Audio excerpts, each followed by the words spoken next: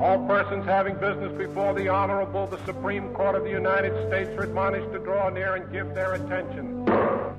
Landmark Cases, C-SPAN's Special History Series, produced in partnership with the National Constitution Center, exploring the human stories and constitutional dramas behind 12 historic Supreme Court decisions. Mr. Chief Justice, and may it please the Court. Quite often, in many of our most famous decisions, are ones that the court took that were quite unpopular. Let's go through a few cases that illustrate very dramatically and visually what it means to live in a society of different people who help stick together because they believe in a rule of law. Hello and welcome to Landmark Cases. This is the first of 12 historic Supreme Court cases we'll be looking at this season. McCulloch versus Maryland is our case tonight, and for the next 90 minutes we'll learn more about this significant case and the people and issues behind it and why it's so important in our American history process. Later on, we'll take your calls. We'll also take your questions on Facebook and Twitter and make you a part of this conversation. We have two guests at the table tonight to help us understand what McCulloch versus Maryland is all about. Let me introduce them to you. Farah Peterson teaches at UVA Law School and once clerked for Justice Stephen Breyer. And Mark Killenbeck teaches law at the University of Arkansas. He's the author of a book about this case, McCulloch v. Maryland, Securing a Nation. Welcome to both of you. So the first question, of course, is why does this belong on the list of landmark cases? Well, one of the most dominant controversies in the interpretation of the Constitution then and now is whether we should read the document primarily as a limitation on government or whether it's a grant of power. And in this landmark case, Chief Justice Marshall intervened in the controversy in two ways. First, he held that the federal government and Congress is not limited to the specific powers listed in the document, but instead has an access to a broad range of what's called implied powers in order to effectuate those ends. And second, he continued a campaign that he pursued throughout his tenure on the Supreme Court of asserting that the Supreme Court was not only the dominant interpreter of federal law for the federal government, but also that he and the Supreme Court could say what the law meant even when, by doing so, they disagreed with the ruling of the highest court of a state. And that was really the dominant controversy of the time, and so it was quite important. Mark Killenbeck, you've written a book about it, so you obviously think it's still significant. But why should people 200 years after this decision in this country still care about this case? Well, the case provides a series of very important foundations for the way things operate today. One of them is this notion of the ability of Congress to do that which is necessary and proper to effectuate the constitutional compact that was entered into between nation and states. One of the other ones that people don't talk about as much is Marshall's conception of the relative roles of the court and Congress. Judgments about policy, about what is necessary, are judgments that are going to be left to the Congress. This is part of the formulation that is central to the case, let the end be legitimate with all means which are plainly adapted, et cetera, consist with letter and spirit. That deference to congressional judgments about what is good policy is a very, very significant factor. The other thing that enters in here is that Marshall's willingness to sustain the Bank of the United States at a point in time in American history when it was a loathed institution. People just did not like it at all. It was the Panic of 1819, 3 million out of 9 million people in economic dire straits. It was an act of judicial courage to put the bank on square footing at precisely the moment that they did. And part of what makes cases landmark cases is not just the rules they articulate, but the circumstances within which they're decided. Well, let's spend a little bit more time on those circumstances. America in 1819, James Monroe was president. What else should people know about the country at that time? Well, during the War of 1812, the war created inflation, as wars tend to do. And that inflation was exacerbated by a rash of new banks opening. And the way banks worked back then was they would hold in their vaults a certain amount of silver or gold currency, and they would issue notes that stood for $1 worth of hard currency or $10 worth of hard currency. And they'd say, here, take this paper money, you can use it as if it were hard cash, and anyone can bring it back at any time and redeem it for gold or silver. But without regulation, banks like that started issuing much, much more paper than they could back up in their vaults. And as a result, inflation just went wild. At the same time, there was a great demand for American commodities like wheat and cotton in Europe. And the bubble just got bigger and bigger. It was primed to burst, and unfortunately it did, for a range of factors, including the conclusion of the Napoleonic Wars in Europe, meant that demand for American products wasn't quite as strong. But the bank actually hurt it quite a bit as well. The bank had a debt coming due. It had to pay back the bonds that the United States Treasury had issued in order to purchase the Louisiana Territory. And they could only pay back those bonds in silver. And so in order to pay it, they had to suddenly start going to each of these state banks and saying, we hold some of your paper. Give us the requisite amount of hard currency. And that started forcing closures across the country. And closures led to personal bankruptcies, and the whole system collapsed. So why was the second bank loathed? Well, one reason was the perception that the bank had a key role and was perhaps even the main source of the Panic of 1819. The history is mixed on how much it actually did cause. But the other one was that at precisely the moment all of this is happening, the rumors of corruption and theft and misrepresentation on the part of the bank, in particular the Baltimore branch of the bank, were coming to a head. And so Congress put together a committee in December of 1818 that issued a report in January of 1819 and basically documented that the bank, and in particular the Baltimore branch, was terribly corrupt, terribly inefficient, and simply not an institution that you would trust. And all of this was coming out at precisely the same point that the case was being set up to be argued before the Supreme Court in February. So the case centers around the second bank of the United States, particularly the Baltimore branch.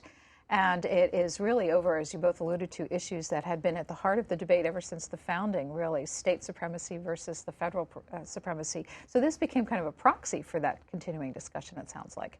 Oh, absolutely. And one of the reactions that states around the country had to the Panic of 1819 was to pass laws designed to drive the bank out of their territory. Maryland's law was actually one of the milder forms. It's arguable that Maryland just wanted to raise revenue. But other states like Ohio, which would end up in litigation after McCulloch v. Maryland, passed a statute requiring the bank to pay $50,000 of hard cash per year for each bank branch that was open in the state. And those kinds of laws were designed to drive the bank out of the state entirely. And so the question was really joined there. Does the federal government have the power to charter corporations within state boundaries? Should states have the right to say what kinds of institutions are meddling in their economies and competing with their own institutions? If not, what are the sovereign powers that the states thought that they had reserved in the Constitution? What are they really worth? So we've established the issues. Now let's talk in a sort of high-level sense, because we'll get into it more deeply later on. The players in this. First, James McCulloch. Who was he? James William McCulloch was a relatively young man at that time. He was a veteran of the War of 1812 who had been wounded at the Battle of Bladensburg, went back to Baltimore and hooked up with some locals, became the cashier of which was the head administrative officer of the Baltimore branch. And in that position, he saw an opportunity, and the opportunity was to get rich, to exploit his position. And he formed a partnership with two other individuals to engage in self-dealing in terms of the sale of the stock of the bank. And he also advocated for the bank to be very aggressive in its policies. The first bank had been very conservative, and because of its conservatism had been a big success from 1791 to 1811. The new bank comes into existence in 1817. It starts out with a relatively conservative set of policies. The president of the bank at that time, William Jones, was a very weak individual, and McCulloch was pushing for the bank to be even more aggressive and expansive, and was a force in terms of getting the things where they ended up with the corruption and the problems that were there. So he was self-dealing in this process, basically a crook, as you describe him later on in your book. But this case is not about that. No. Did he ever face justice on the terms of self-dealing? Eventually, they had an initial attempt to try in 1821. Then in 1823, in what they called the conspiracy cases, his attorneys did a very savvy thing. They put the bank on trial rather than him and his partners. And by raising the issue of the bank as this evil force, this intruder in the states, this alien presence, they were able to get McCulloch acquitted, at which point he then embarked on a very successful political career. Another character we'll be hearing about is Daniel Webster, a famous name in American history, but what was his role in this particular case? Well, Daniel Webster is one of the most famous lawyers in American history because he came again and again before the court to argue some of its most important cases. And he was a lawyer that the court and Americans looked to help expound what the Constitution meant. So this was an incredibly interesting and important session of the Supreme Court, and he appeared several times, arguing not just McCulloch v. Maryland, but also a few months before the Dartmouth College case. Let's get into the case itself. So, as you implied, Maryland wanted to tax the bank, and how did it get to the Supreme Court? Maryland passed this tax.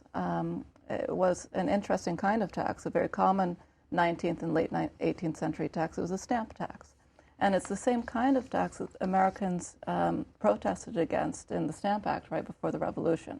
That is, Maryland issued paper that was a little bit costly. It was, 5 cents for this piece, 10 cents for that piece, and said you can issue notes, that is banknotes, dollars, but you can only issue them on these expensive papers. And that's how the tax operated. McCulloch, as cashier, refused to use that paper. He just continued to issue notes on the regular paper he'd always been using, and so he triggered the penalties. He refused to pay the penalties, and that's what brought the case to Maryland District Court. And how did it get from Maryland District Court to the U.S. Supreme Court? It went to the Maryland Court of Appeals, which affirmed the validity of the Maryland tax. And then they brought what they called a writ of error to the Supreme Court in September of 1818. And the court took up jurisdiction of the case and set it for argument in the term that began the following February.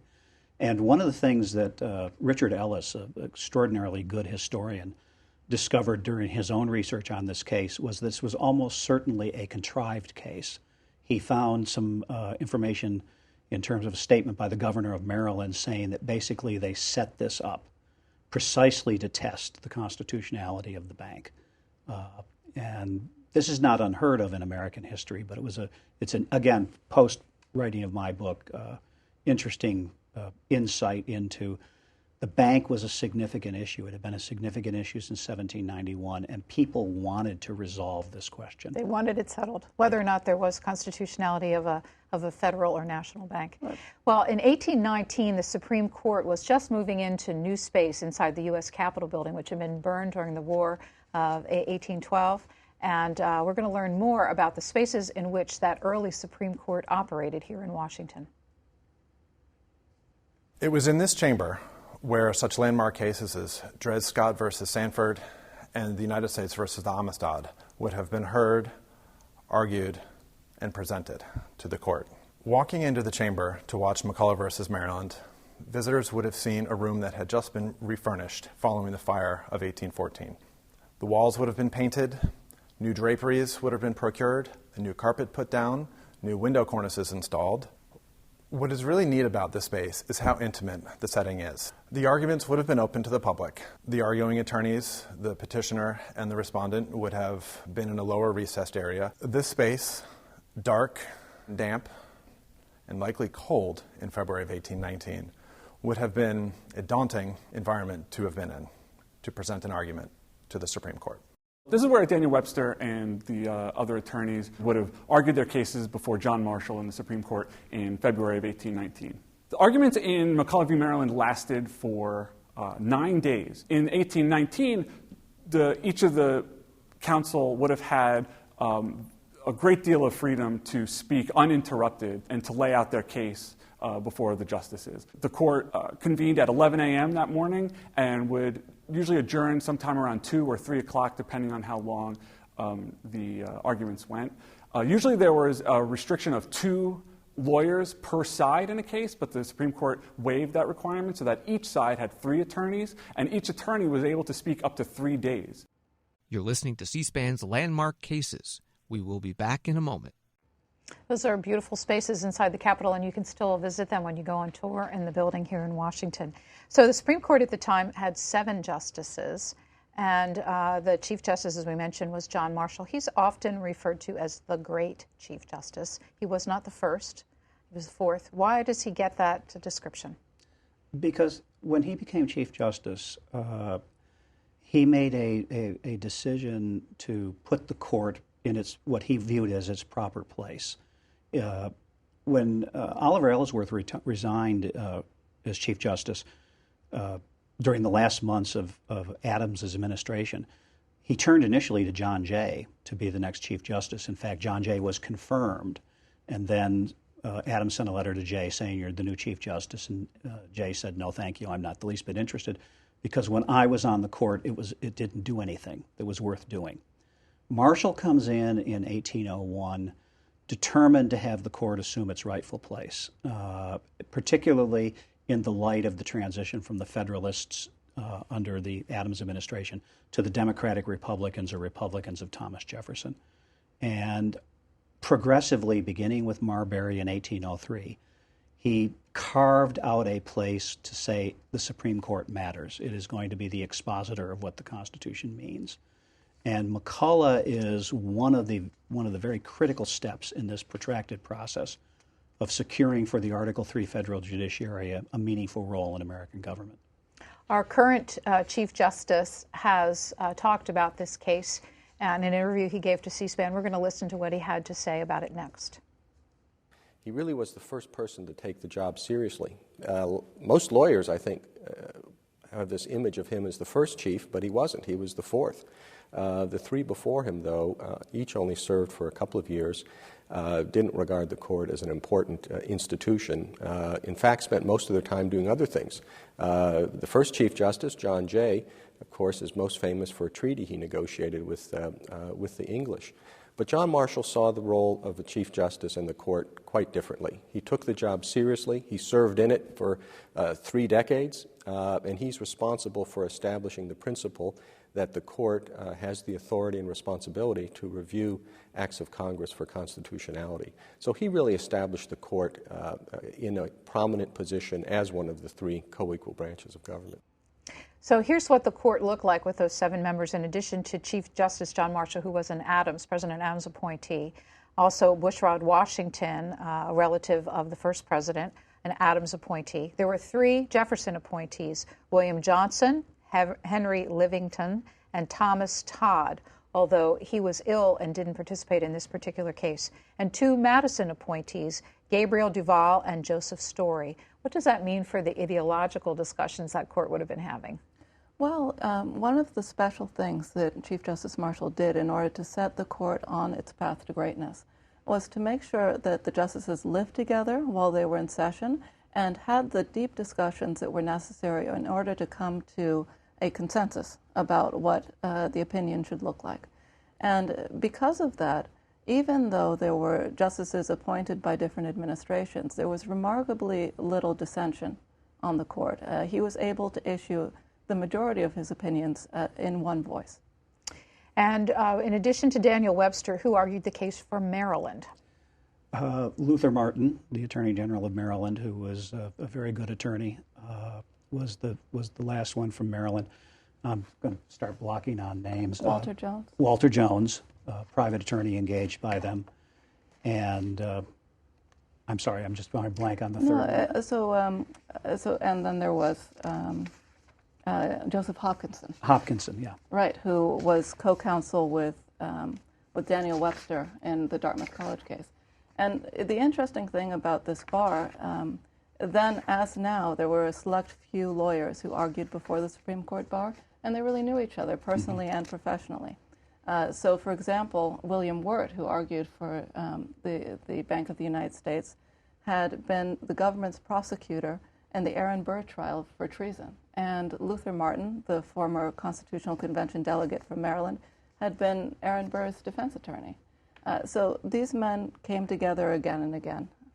In his book, People's History of the Supreme Court, Peter Irons says about the Attorney General of the state of Maryland, Luther Martin, had reportedly argued the Fletcher case 10 years earlier in a drunken state.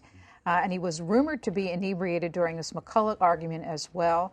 Drunk or sober, Martin was a skilled orator. Do you know any more about that aspect of his personality? It's absolutely clear. He had a drinking problem. It was something that people openly discussed. It became a significant impediment such that his last 2 or 3 years as Attorney General of Maryland were not terribly successful. And it sped up his death. Yeah, and toward the end of his life, he actually had to move into Aaron Burr's house. And his old client took care of him in his waning years. Today, the Supreme Court gives attorneys 1 hour for both sides to argue the case before the court. They hear 70, 75 cases a year. Was 9 days unusual back then? It was unusual even for the time. So usually the rule of the court was that each side could only bring 2 lawyers, and they restricted it to 2 days of argument each. So each side in this very important case was allowed to bring 3 lawyers. They brought the best they could find. And Luther Martin, another fun fact about him, was that even in his heyday, even when he was at the Constitutional Convention in Philadelphia, he was known to talk on for such length that everyone would get tired. And so he took up a full 3 days in his oral argument, and that was quite unusual. I wonder how the justices managed to process all of that information. Well, one of the interesting things about the court at that time, and it's in the press accounts, and the little histories that we have at the time, is they would basically sit there silently. There was not the give and take that typifies oral argument today. They would listen respectfully. They did not interrupt with questions. They were there to hear what the attorneys had to say. Now, part of that is the reality that they weren't doing formal written briefs. There were not these large quantities of printed materials submitted to the court, but the court treated the attorneys with respect. They listened to them. And what was working in that room like? I mean, were there people from the general public that could come and listen to the cases? And absent any other form of entertainment, was it popular for local people to come in? Very, very, very popular. It was one of the most popular forms of entertainment. The social seasons in Washington were marked by certain things. And one of the social seasons in Washington was when the court convened in February and was in there for 5 to 6 weeks. And there was a constant parade of people coming in and listening. And Joseph Story talks about how during the oral argument the chamber was full. It was very important to the city, both in terms of what the issues were and in terms of just the social scene in Washington. So when these sets of lawyers were making the cases before the Supreme Court, I'm going to ask you to sort of take each side. So what would McCulloch's lawyers be arguing? They would be arguing that Congress did indeed have the power to create the bank. This was a debate that was initially joined in 1791. The first point that Maryland wanted to contest was whether or not the bank was a legitimate institution. Did Congress have the power to do so? It's not expressly mentioned in Article 1, Section 8. Indeed, during the Constitutional Convention, they rejected a clause that would have given Congress the power to establish corporations. And so the very first thing the attorneys for McCulloch for the bank are going to do is to say, no, they have the power to do this. And Maryland said? Well, Maryland said, look, in the Constitution it specifically enumerates which taxes the states can't levy. They can't levy taxes on imports or tariffs. That list presupposes that everything else is free and open. That's, in fact, what the 10th Amendment says. So they had strong textual arguments. As Mark said, they had strong arguments from the actual history of the convention that Luther Martin, for example, was actually at. And by all accounts, they had some of the better legal arguments. This idea that the power to tax is the power to destroy, which was the argument that Daniel Webster floated for a reason why Maryland couldn't tax the bank. It's very dramatic, but it's not true. Taxes are imposed on all kinds of things without destroying them, and it presupposed that there was no such thing as gradations of power to be shared between the states and the federal government. How did Justice Marshall, after listening to 9 days of these arguments, approach a decision with his other justices? Very quickly. Oral argument ended on Wednesday. The decision was announced on Saturday. And there were some people who were very suspicious of this, thinking that he had already prejudged the case and it must have written it up in advance, except when you go through the decision with care, you see that he took pieces of the various arguments by the various attorneys up through and including Pinckney, who was the last to argue.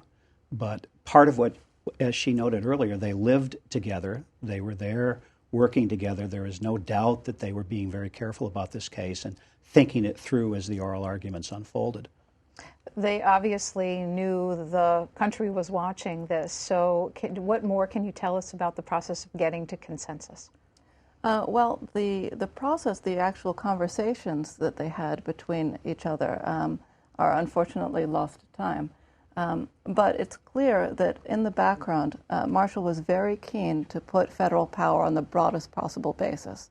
And so this case was just one vehicle that allowed him to get there, to get to a vision of an American government that would be powerful enough to build the kind of interconnected, economically powerful society that he thought that America could be. Does it follow right out of Marbury? I mean, can you see a line in reasoning of Marbury versus Madison to McCulloch? There's a series of cases from Marbury through Bank of the United States versus DeVoe, United States versus Fisher, Martin versus Hunter's lessee, where Marshall and his colleagues sequentially develop a theory of both the court and its role and the nation as a nation within which the federal government is going to have a certain degree of supremacy in certain critical areas. And it will continue after McCulloch through a case called the Cohens versus Virginia, into Osborne versus the Bank of the United States, into Gibbons versus Ogden, where he continues this process of fashioning a vision of a strong central government that will act for the good of the nation, not simply in international affairs, but also in domestic affairs, which was a big reversal from the assumption that was running around when the Constitution was framed. 6 justices heard the case, and the Chief Justice got them to a unanimous decision in this case.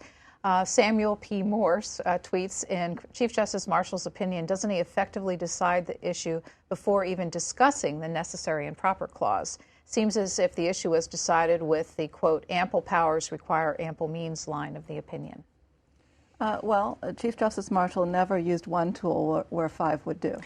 And that's actually something that's very useful about his opinions. They're so useful and they're so frequently cited because you can go back to them again and again to find multiple avenues to get to the same conclusion. So yes, he could have decided the case with an opinion 1/5 the size, but isn't it wonderful and delightful that he gave us so much more to work with? Mark Killenbeck, that 3 decades that he served means quite a number of presidents. Were all of them in alignment with him about his vision of the federal government?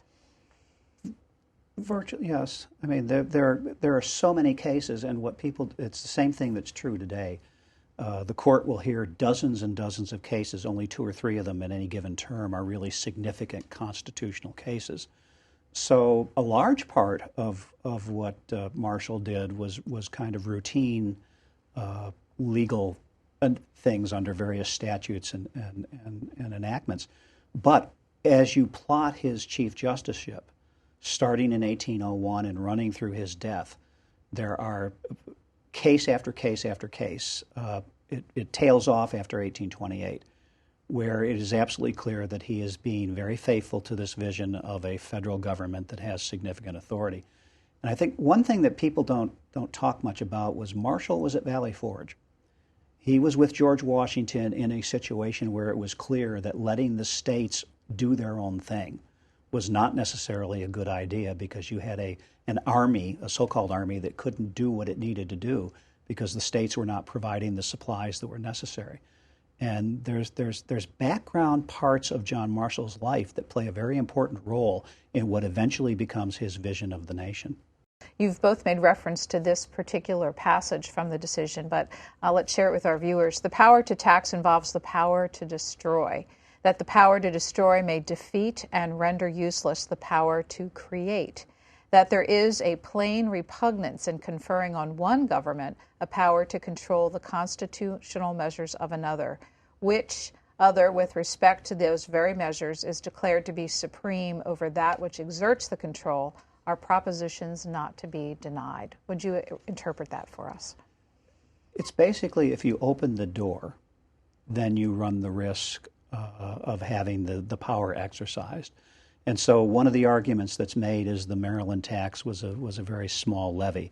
It's actually more complicated than that, but we need not go into that detail.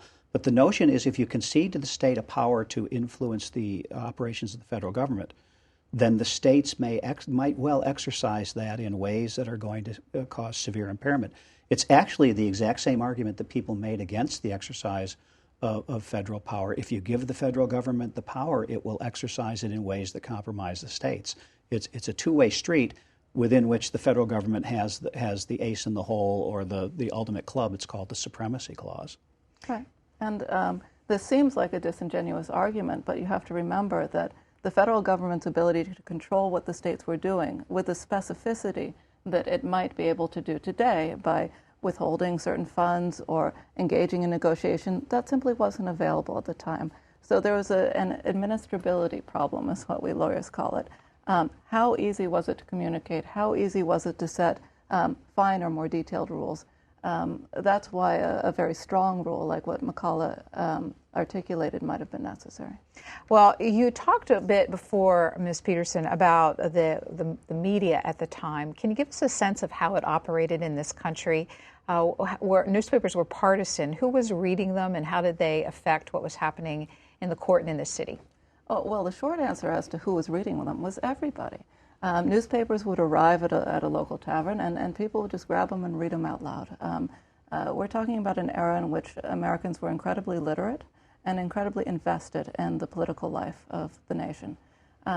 So the specific newspaper debate that happened after McCulloch involved several men writing under assumed names, and that was pretty common at the time, writing in order to disguise the fact that, for example, one of the major players was Spencer Roane, the Chief Justice of Virginia's highest court. And they wrote long excoriations of Marshall's opinion right next to where the opinion would be printed in the newspaper for everyone to see. So Chief Justice Marshall took exception to this, and as we learned, he tried to do something about it by authoring his own editorials. What did he do? He actually, the first set of very negative articles were written by a colleague of Spencer Roane's, and then Marshall wrote 2 essays in response that were published, at which point Roane wrote his, and then John Marshall, again under a pseudonym, wrote a series of 9 essays that appeared in the newspapers defending the opinion. And this is something that people today would view with just extraordinary alarm, the notion that perhaps Chief Justice John Roberts, in the wake of the Affordable Care Act, might write his own pseudonymous essays defending what he did with regard to tax versus penalty. It's just unheard of, but it was something that both the opponents of McCulloch and the supporters of McCulloch felt perfectly free to do. Here's a sample of what Chief Justice John Marshall penned in a local Washington area newspaper, the Alexandria, Virginia Gazette, June 30th, 1819, defending, but he did it under the name of Friend of the Constitution. He wrote, "Great constitutional questions are unavoidably brought before this department, which it requires no inconsiderable degree of mental exertion to comprehend, and which may, of course, be grossly misrepresented." Okay, it sounds pretty defensive as you're reading that.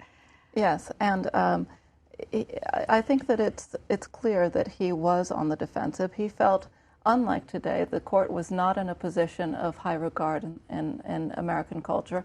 It hadn't achieved that austerity and that respect in society that it has today. And he really felt that after he had authored this McCulloch opinion, that the rest of the federal government should have thanked him. and should have done the job of going into the press and writing these editorials that he thought were so important to defend the justice and the validity of his decision. When no one rushed to do that for him, he decided to take it upon himself, but he did it under a pseudonym, and he was very careful to make sure that nobody knew it was him. So how did we find out that it was him? Eventually, the research was done by Gerald Gunther, who actually, there were people who did know, Story knew, for example, at the time, but it was not widely known.